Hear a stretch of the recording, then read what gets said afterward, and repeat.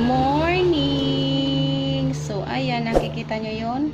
Nagre-ready na po tayo sa lulutuin natin. So, ayan. Ang lulutuin po natin is, ayan, mayroon tayong manok.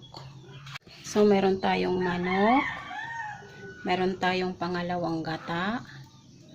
Unang gata na nilagyan na natin ng sili. Tapos, syempre, meron tayong gulay.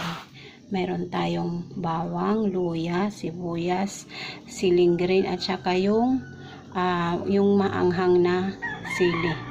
Tapos, syempre, lalagyan natin to. Ayan. Pag nainit na ang mantika, ilagay na natin ang luya. Yes, unahin natin ang luya, igisa. So, pag antayin natin na maging kulay brown. Then, isunod na natin ang bawang. So, same din. Tapos, yung sibuyas ang isusunod natin.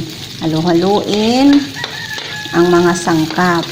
Then, pag after nun is, isusunod naman natin ang manok.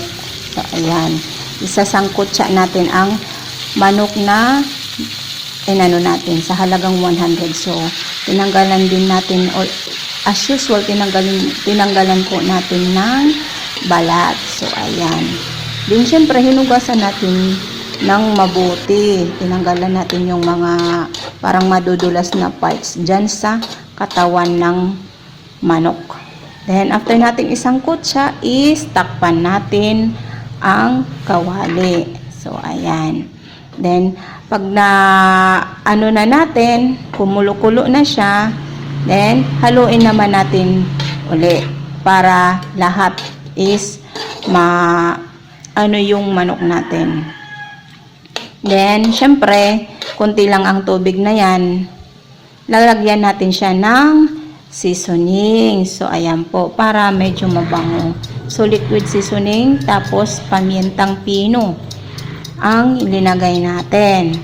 Tapos, ganun din is halu-haluin natin para ano talaga yung ano niya sa manok. Then, isunod na natin yung pangalawang gata. Yun yung gagawin nating sabaw. So, ayan.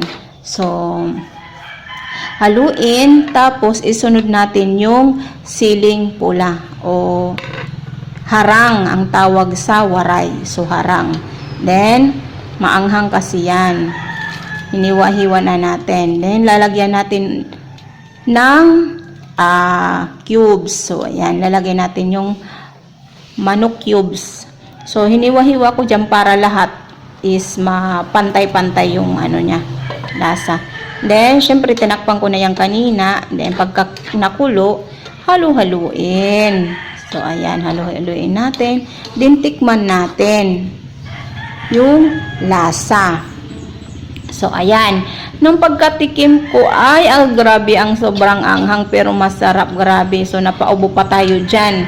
Kasi nga, yung anghang umano sa, ano natin, mismo sa lalamunan. So, ayan, tikman uli kung ano ba yung lasa. Tapos, antayin natin siyang takpan uli at antayin natin na kumunti yung sabaw. So, ayan na nga po is, kung napapansin nyo, medyo madilaw-dilaw yan, nagmamantika. So, ayan. Nagmamantika talaga kasi nga yung manok. Tapos, ilagay natin yung unang gata na. Yung unang gata. Then, yun yung, oo, tama. Tapos, syempre, lalagay na natin yung siling labuyo. So, ayan. Diba? Ang daming sili. Kasi nga, Bicol Express. So, ayan. So, ilalagay na rin natin ang gulay na pechay. So, hinugasan na natin yan. Tapos, hiniwa-hiwa. So, yung tira natin kahapon na pechay, dahil nga may naglako kahapon, so 25 ang 1 kilo. So, yan, takpan natin. Antayin natin na kumulo. Pag nakulo, ayan, tikman uli natin kung okay na ba ang ano natin, ang panlasa. So, ayan, kanina nilagyan ko nga pala yan ng asin kasi medyo kulang yung timpla niya ng kung ano lang naman. So, yan. Mapapadami na naman ang kain natin. Ayan, tikman uli. O, diba? Gustong-gusto ko talaga yung maanghang, medyo maanghang. Kasi appetizer. Isa po yan sa mga appetizer. Tapos, pampagana sa pagkain. Yan.